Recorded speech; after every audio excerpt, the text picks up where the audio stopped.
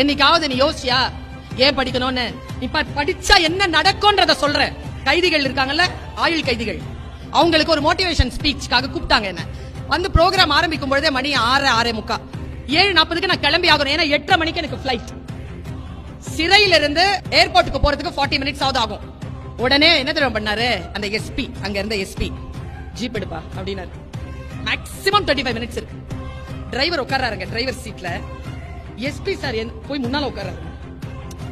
SP sir முன்னால உட்கார்ந்து பின்னால யாரும் உட்கார முடியாதுங்க. ஆஸ் பர் புரோட்டோகால் ரொம்ப விஐபியா இருந்தா தான் உட்கார முடியும். உட்காருங்க மேடம் அப்படின்னாரு. நான் பின்னால உட்கார்றேன் சார். பக்கத்துல 2 பேர் வந்து புல்லட்ல டிஎஸ்பி, புல்லட்ல எஸ்கார்ட்ஸ் வராங்க. 8:05 உள்ள போயாச்சு. அப்ப எஸ்பி சார்ல have a nice trip madam அப்படின்னு சொல்லி போனார். அப்ப டிஎஸ்பி இருந்த டிஎஸ்பி அவருடைய கேடர் என்னன்னு தெரியல, முத்துப்பாண்டின்னு ஒரு போலீஸ் ஆபீசர்.